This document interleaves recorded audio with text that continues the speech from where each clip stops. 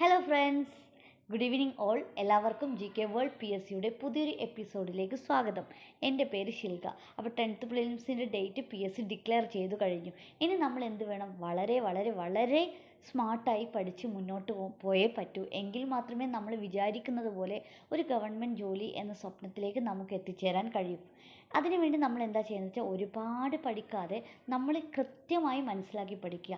എന്താണ് പഠിക്കേണ്ടത്, എവിടെ നിന്നൊക്കെ പഠിച്ചാലാണ് നമുക്ക് നന്നായിട്ട് സ്കോർ ചെയ്യാൻ പറ്റുക, ഏതൊക്കെ ടോപ്പിക്കിനാണ് PSC അധിക പ്രാധാന്യം നൽകുന്നത്, ഇതൊക്കെ നമുക്ക് മനസ്സിലാക്കേണ്ടത് വളരെ വളരെ അത്യാവശ്യമാണ്. അതുകൊണ്ട് PSC ഓൾറെഡി നമുക്ക് തന്നിട്ടുള്ള ആ സിലബസ് വ്യക്തമായി പഠിക്കുക. ആ സിലബസ് അനുസരിച്ച് കൃത്യമായി ടൈം ടേബിൾ വെച്ച് പഠിച്ച് മുന്നോട്ട് പോവുക. ഇതിൻ്റെ കൂടെ PSC കഴിഞ്ഞ കാലങ്ങളിൽ നടത്തിയ പരീക്ഷകളുടെ ക്വസ്റ്റ്യൻ പേപ്പറുകൾ കൂടി അവലോകനം ചെയ്യുക. ഇങ്ങനെ അവലോകനം ചെയ്ത സമയത്ത് നമുക്ക് മനസ്സിലാക്കാൻ കഴിയുന്നത്, കഴിഞ്ഞ ഒരു 10th പ്രിലിംസിന് ഇങ്ങോട്ടുള്ള ക്വസ്റ്റ്യൻ പേപ്പർ നോക്കിക്കഴിഞ്ഞാൽ നമുക്ക് മനസ്സിലാകുന്നത്, ഈ PSCയുടെ ചോദ്യത്തിൻ്റെ രീതികൾ മാറിയിട്ടുണ്ട്, പാറ്റേൺ മാറിയിട്ടുണ്ട്. കുറേ ക്വസ്റ്റ്യൻസ് പഠിക്കുക, അതിലുള്ള ആൻസർ പഠിക്കുക, പോയി എഴുതുക, എന്നിട്ടൊരു ജോലി എന്നൊരു വ്യാമോഹം ഇനി നടക്കില്ല.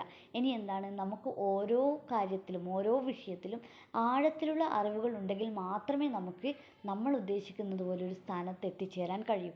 അതുകൊണ്ട് മുൻകാല പരീക്ഷാ പേപ്പറുകൾ നന്നായി വർക്കൗട്ട് ചെയ്യുന്നത് വളരെ വളരെ അത്യാവശ്യമുള്ള കാര്യമാണ്. അതിനുവേണ്ടി GK വേൾഡ് PSC ഇന്ന് മുതൽ ഇവിടെ ഒരു സെഷൻ ആരംഭിക്കുകയാണ്. കഴിഞ്ഞ പ്രിലിംസ് എക്സാമിന് ശേഷം ഇങ്ങോട്ടുള്ള ക്വസ്റ്റ്യൻ പേപ്പറുകൾ നമ്മളിവിടെ ഡിസ്കസ് ചെയ്യാൻ പോവുകയാണ്. ഇതിൻ്റെ ആൻസറും ചോദ്യങ്ങളും അതിൻ്റെ ഉത്തരങ്ങളും അതുമായി ബന്ധപ്പെട്ട റിലേറ്റഡ് ഫാക്ട്സുമായി നമ്മൾ ഈ ക്ലാസ് മുന്നോട്ട് കൊണ്ടുപോകുന്നത്. അപ്പോൾ നമുക്കിത് വളരെ ഉപയോഗപ്രദമായിരിക്കും. നിങ്ങൾ എന്ത് ചെയ്യുക വെച്ചാൽ, എപ്പോഴും ഒരു ദിവസം 2 ക്വസ്റ്റ്യൻ പേപ്പറെങ്കിലും സ്വയം വർക്കൗട്ട് ചെയ്യുക, സ്വയം പരീക്ഷകൾ നടത്തുക. അങ്ങനെ പരീക്ഷകൾ നടത്തുന്ന സമയത്ത് നമുക്കുള്ള ഉപയോഗം എന്താണെന്ന് വെച്ചാൽ, ഒന്ന് നമ്മുടെ ടൈം മാനേജ്മെൻറ്റ്. ഒരു എക്സാം ഹോളിൽ ഒരു എക്സാം എഴുതുന്ന സമയത്ത് നമുക്ക് എപ്പോഴുള്ള പ്രശ്നമാണ്, അയ്യോ സമയം തീരെ കിട്ടിയില്ല, കുറഞ്ഞു പോയി, എനിക്ക് മുഴുവൻ അറ്റൻഡ് ചെയ്യാൻ പറ്റിയില്ല, അങ്ങനെയൊരു പ്രശ്നം. ആ പ്രശ്നം എന്ത് ചെയ്യും, നമുക്ക് കുറക്കാൻ പറ്റും. കാരണം നമ്മളിങ്ങനെ പ്രാക്ടീസ് ചെയ്യും. ഒരു ടൈം ലിമിറ്റ് വെച്ചിട്ട് പരീക്ഷ എഴുതുമ്പോൾ നമ്മളെ സ്പീഡ് എന്ത് ചെയ്യും, കൂടും. ഇതേപോലെ തന്നെ വളരെ പ്രാധാന്യമുള്ള മറ്റൊരു കാര്യം എന്താണെന്ന് വെച്ചാൽ, നമ്മൾ പഠിക്കും, ഒരുപാട് പഠിക്കും, പക്ഷെ അതൊരിക്കലും നമ്മൾ പ്രോപ്പറായ രീതിയിൽ റിവൈസ് ചെയ്യില്ല. ഇങ്ങനെ റിവൈസ് ചെയ്യാണ്ട് നിന്നാൽ നമുക്കത് ഓർമ്മയിൽ നിൽക്കണമെന്നില്ല. അതുകൊണ്ട് നമ്മുടെ ഓർമ്മയിൽ എന്നും അത് തങ്ങി നിൽക്കാൻ ഇത്തരത്തിൽ പരീക്ഷകൾ സ്വയം നടത്തി നമുക്ക് പ്രാക്ടീസ് ചെയ്യുമ്പോൾ ഓട്ടോമാറ്റിക്കലി നമ്മൾ എന്ത് ചെയ്യും, അത് പഠിച്ച് അത് റിവൈസ് ചെയ്ത് പോകും. അതുകൊണ്ട് എല്ലാവരും തന്നെ 2 ക്വസ്റ്റ്യൻ പേപ്പറെങ്കിലും ഒരു ദിവസം പ്രാക്ടീസ് ചെയ്യാൻ വേണ്ടി ശ്രമിക്കുക. അപ്പം നമുക്ക് ഇന്നത്തെ ക്ലാസ്സിലേക്ക് കടക്കാം. ഇന്ന് നമ്മൾ ഡിസ്കസ് ചെയ്യാൻ പോകുന്നത് 12th ലെവൽ മെയിൻസ് എക്സാമിലെ സിവിൽ എക്സൈസ് ഓഫീസർ വുമൺ ആ ഒരു കാറ്റഗറി, ആ ഒരു എക്സാമിൻ്റെ ക്വസ്റ്റ്യൻ പേപ്പറാണ്. അപ്പം നമുക്ക് സ്റ്റാർട്ട് ചെയ്യാം. ആദ്യത്തെ ക്വസ്റ്റ്യൻ, താഴെ പറയുന്ന പ്രസ്താവനകളിൽ ഇന്ത്യയുടെ വിദേശ നയത്തിൻ്റെ പ്രധാന തത്വങ്ങളിൽ പെടുന്നവ ഏതെല്ലാം? 1. സമാധാനപരമായ സഹവർത്തിത്വം. 2. വംശീയവാദത്തോടുള്ള വിദ്വേഷം. 3. വിദേശ സഹായത്തിൻ്റെ ആവശ്യകതയിലുള്ള ഊന്നൽ. അപ്പോൾ ആൻസർ വരുന്നത് മേൽ പറഞ്ഞവയെല്ലാം. അടുത്ത ക്വസ്റ്റ്യൻ, 1921 ഒറ്റപ്പാലത്ത് വെച്ച് നടന്ന 1ാം കേരള സംസ്ഥാന രാഷ്ട്രീയ സമ്മേളനത്തിൻ്റെ അധ്യക്ഷൻ ആരാണ്? ഇവിടെ A. T Prakasam, B. KP കേശവമേനോൻ, C. Annie Besant, D. Jawaharlal Nehru. ഇവിടെ ആൻസർ വരുന്നത് ടി പ്രകാശം. കേരള സംസ്ഥാന രാഷ്ട്രീയ സമ്മേളനത്തിൻ്റെ ലക്ഷ്യം മലയാള ഭാഷ സംസാരിക്കുന്ന അല്ലെങ്കിൽ ഭാഷയുടെ അടിസ്ഥാനത്തിലൊരു സംസ്ഥാന രൂപീകരണമായിരുന്നു. അതിനുവേണ്ടിയായിരുന്നു 1921 ഒറ്റപ്പാലത്ത് ഇങ്ങനെയൊരു സമ്മേളനം ഉണ്ടായത്. രണ്ടാമത് 1923 പാലക്കാടായിരുന്നു കേരള സംസ്ഥാന രാഷ്ട്രീയ സമ്മേളനം ഉണ്ടായിരുന്നത്. ഇതിൻ്റെ അധ്യക്ഷ സ്ഥാനം വഹിച്ചത് സരോജിനി നായിഡു. 1928 എറണാകുളത്ത് നടന്ന സമ്മേളനത്തിൽ ജവഹർലാൽ നെഹ്റു അധ്യക്ഷത വഹിച്ചു. 1928 എറണാകുളത്ത് നടന്ന സമ്മേളനത്തിൽ ജവഹർലാൽ നെഹ്റു അധ്യക്ഷത വഹിച്ചു. അടുത്ത ക്വസ്റ്റ്യൻ, താഴെ നൽകിയിരിക്കുന്നവയിൽ നിവർത്തന പ്രസ്ഥാനവുമായി ബന്ധപ്പെട്ടവർ ആരെല്ലാം? 1. NV Joseph, 2. C Keshavan, 3. TK Madhavan, 4. TM Varghese. ഇവിടെ ഉത്തരം ബി. ഉത്തരം ബി. ന്യൂനപക്ഷ വിഭാഗങ്ങൾക്ക് സംവരണം ലഭിക്കുന്നതിനായി നടന്ന പ്രക്ഷോഭമായിരുന്നു നിവർത്തന പ്രക്ഷോഭം. 1932 നിവർത്തന പ്രക്ഷോഭം അല്ലെങ്കിൽ നിവർത്തന പ്രസ്ഥാനം രൂപം കൊണ്ടത്. ഇതിന് നേതൃത്വം നൽകിയത് NV Joseph, C Keshavan, TM Varghese, PK Kunju, CV Kunhiraman, Abdul Rahman Sahib ഇവരായിരുന്നു നിവർത്തന പ്രക്ഷോഭത്തിൻ്റെ നേതാക്കൾ. നിവർത്തന പ്രക്ഷോഭവുമായി ബന്ധപ്പെട്ട് 1935 കോഴഞ്ചേരി പ്രസംഗം C കേശവൻ കോഴഞ്ചേരി പ്രസംഗം നടത്തിയിട്ടുണ്ട്. അപ്പം കോഴഞ്ചേരി പ്രസംഗം എന്തുമായി ബന്ധപ്പെട്ടതാണെന്ന് ചോദിച്ചു കഴിഞ്ഞാൽ നിവർത്തന പ്രക്ഷോഭവുമായി ബന്ധപ്പെട്ടതാണ്. 1935 കോഴഞ്ചേരി പ്രസംഗം നടത്തിയത്. നിവർത്തന പ്രക്ഷോഭത്തിൻ്റെ അനന്തരഫലമായിട്ടാണ് ട്രാവൻകൂർ പബ്ലിക് സർവീസ് കമ്മീഷൻ രൂപം കൊണ്ടത്. നിവർത്തന പ്രക്ഷോഭത്തിൻ്റെ ഫലമായിട്ടാണ് ട്രാവൻകൂർ പബ്ലിക് കമ്മീഷൻ രൂപം കൊണ്ടത്. 1936 ട്രാവൻകൂർ പബ്ലിക് സർവീസ് കമ്മീഷൻ രൂപം കൊണ്ടത്. പിന്നീട് 1956 ഇത് കേരള പബ്ലിക് സർവീസ് കമ്മീഷനായി മാറി. അടുത്ത ക്വസ്റ്റ്യൻ, താഴെ പറയുന്നവയിൽ ഏതാണ് പണ്ഡിറ്റ് കറുപ്പനെ സംബന്ധിച്ച ശരിയായ പ്രസ്താവന? 1. കൊച്ചിൻ ലെജിസ്ലേറ്റീവ് കൗൺസിൽ അംഗമായിരുന്നു. 2. വൈക്കം സത്യാഗ്രഹത്തിൽ പങ്കെടുത്തു. 3. പുലയർ എന്ന കവിത എഴുതി. ഇതിൽ ആൻസറായി വരുന്നത് സി.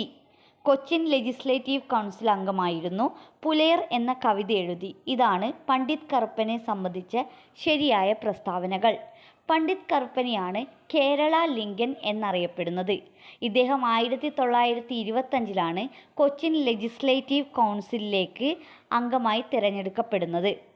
ഇദ്ദേഹമാണ് കായൽ സമ്മേളനം നടത്തിയത്. 1913 ഫെബ്രുവരി 14 കായൽ സമ്മേളനം നടത്തിയത്. ഇന്ത്യൻ അസോസിയേഷൻ്റെ സ്ഥാപകനാരാണ്? A. Surendranath Banerjee, B. KT തെലാങ്, C. M. Veeraraghavachariar, D. Firoz Shah Mehta. ഇവിടെ answer A. Surendranath Banerjee. Answer A. Surendranath Banerjee.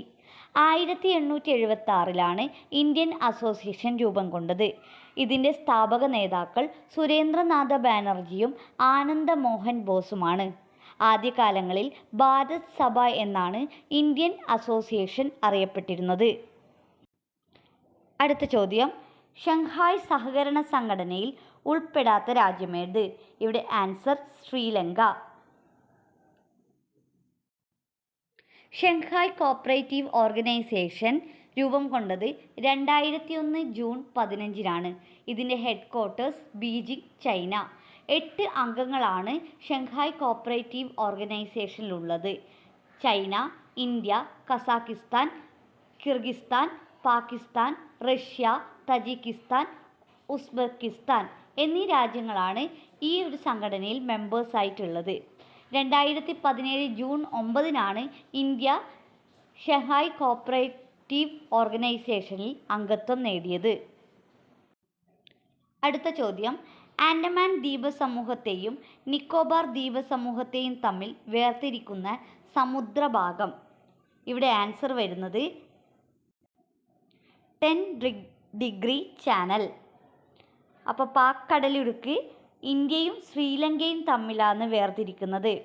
English channel ഇംഗ്ലണ്ടിനെയും ഫ്രാൻസിനും ഇടയിലാണ്.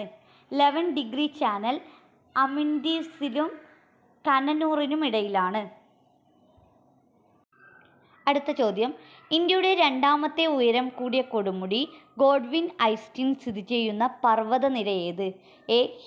ഹിമാലയം, B. പശ്ചിമഘട്ടം, C. ഹിന്ദുക്കുഷ്, D. കാരക്കോറം. ഇവിടെ ആൻസർ കാരക്കോറം. ഗോഡ്വിൻ ഐസ്റ്റിൻ്റെ മറ്റൊരു പേരാണ് മൗണ്ട് K2. ഇതിൻ്റെ ഉയരം 8611 മീറ്റർ. കാരക്കോറത്താണ് സ്ഥിതി ചെയ്യുന്നത്. പാക് അധിനിവേശ കാശ്മീരിലാണ് മൗണ്ട് K2 ഉള്ളത്. ഇന്ത്യയിൽ പൂർണ്ണമായും ഇന്ത്യയിൽ സ്ഥിതി ചെയ്യുന്ന ഏറ്റവും വലിയ കൊടുമുടി ഏതെന്ന ചോദ്യത്തിനുത്തരം കാഞ്ചൻജംഗ.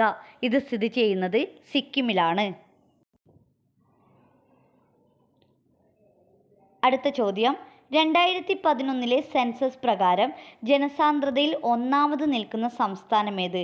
ഇവിടെ ഉത്തരം ബീഹാർ. ജനസാന്ദ്രതയിൽ ഏറ്റവും കുറഞ്ഞ സംസ്ഥാനമേതെന്ന ചോദ്യത്തിനുത്തരം അരുണാചൽ പ്രദേശ്.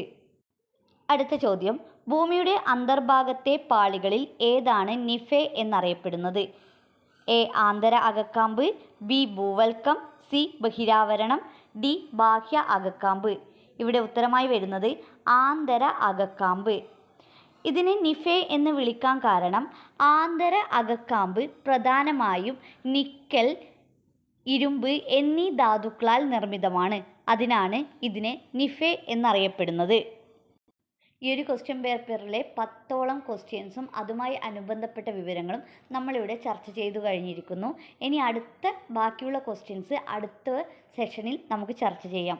അപ്പോൾ ഇവിടെ അൺഅക്കാദമി ഇനിയൊരു പുതിയ ആപ്പിനെ അല്ലെങ്കിൽ ഒരു ആപ്പിനെ നിങ്ങളെ പരിചയപ്പെടുത്തുകയാണ്. അൺഅക്കാദമി ആപ്പ് കോമ്പറ്റേറ്റീവ് എക്സാമിനേഴ്സിന് വേണ്ടി ഇന്ത്യയിലുള്ള വൺ ഓഫ് ദ നമ്പർ 1 ആപ്പാണ് അൺഅക്കാദമി ആപ്പ്. അതുകൊണ്ട് PSC ഉദ്യോഗാർത്ഥികൾ നിങ്ങൾ ആരെങ്കിലും താല്പര്യപ്പെടുകയാണെങ്കിൽ അൺഅക്കാദമി ആപ്പിൽ ജോയിൻ ചെയ്യുക. നിങ്ങളുടെ പഠനം സുഗമമാക്കുക. അൺഅക്കാദമി ആപ്പിൽ ഫ്രീ ലൈവ് സെഷൻസ് ആണുള്ളത്. ഓരോ എക്സാമിനും സെപ്പറേറ്റായി ബാച്ചുകൾ സ്റ്റാർട്ട് ചെയ്യുന്നുണ്ട്. അതുമാത്രമല്ല, നിങ്ങൾക്ക് താല്പര്യമുള്ള എഡ്യൂക്കേറ്റേഴ്സിനെ ഫോളോ ചെയ്യാനുള്ള ഒരു ഓപ്ഷൻ കൂടി അൺഅക്കാദമിയിലുണ്ട്. അതുകൊണ്ട് താല്പര്യമുള്ളവർക്ക് അൺഅക്കാദമിയിൽ ജോയിൻ ചെയ്യാവുന്നതാണ്. അങ്ങനെ ജോയിൻ ചെയ്യാൻ ആഗ്രഹമുള്ളവർ ജോയിൻ ചെയ്യുന്ന സമയത്ത് കോഡ് ഷാഫി II ഈ കോഡ് കൊടുത്താൽ നിങ്ങൾക്ക് 20% ഡിസ്കൗണ്ട് ലഭിക്കുന്നതാണ്. അപ്പോൾ അടുത്തൊരു ക്ലാസ്സിൽ കാണുന്നത് വരെ നന്ദി, നമസ്കാരം.